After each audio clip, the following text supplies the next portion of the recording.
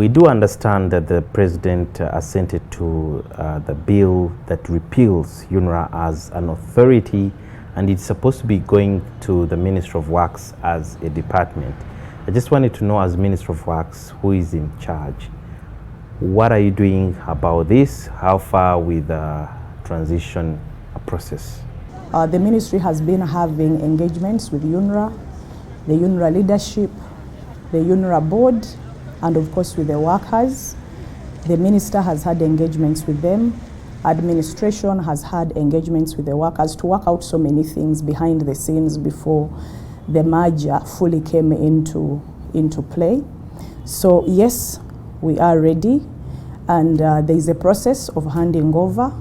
The ministry has already made arrangements together with UNRA to ensure that the process is seamless.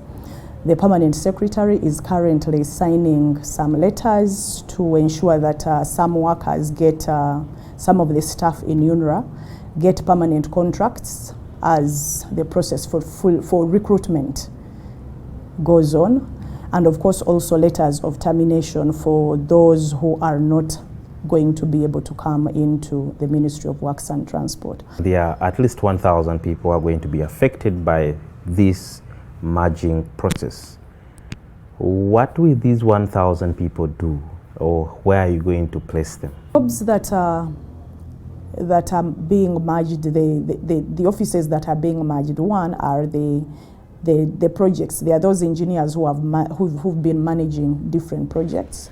So under APEX, these engineers are coming on board with the projects that they've been handling and their project management teams and units.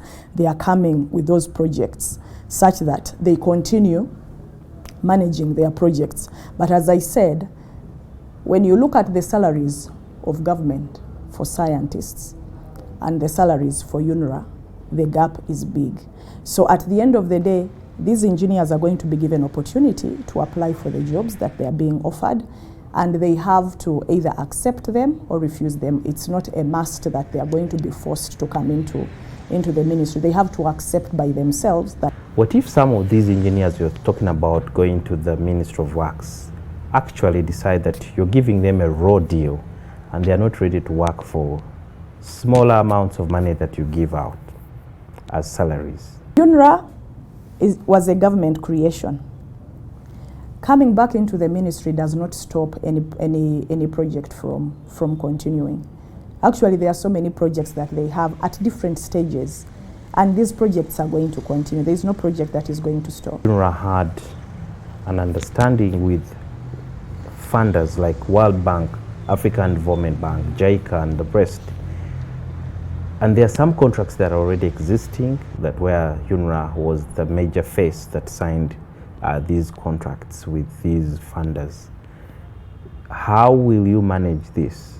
The ministry and government at large has had engagements with the development partners. Internally here in the ministry, we've had engagements with World Bank. World Bank has had engagements with our different teams to see whether we actually have the capacity, and I believe they are satisfied with the capacity that we have, because internally we already have some staff that can handle what is already being handled in UNRA. And what also that means is that its vote in the Ministry of Finance is deleted.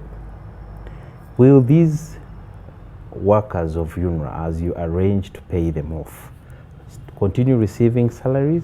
Now that the law has been passed, there has to be a transition period that has been given, and it has its terms. So once that is handled, then the preparation for their severance package and their gratuity, that's what government is now going to process. What's the cost of compensating the UNRA staff alone? It's a figure of about 196 billion. Is this 196 billion shillings available to compensate them, or for now you're just going to give them hope? This is something that needs to be confirmed with Ministry of Finance. Thank you so much for your time, and may you enjoy your festive season. Thank you to Sudhir and your colleague for having me.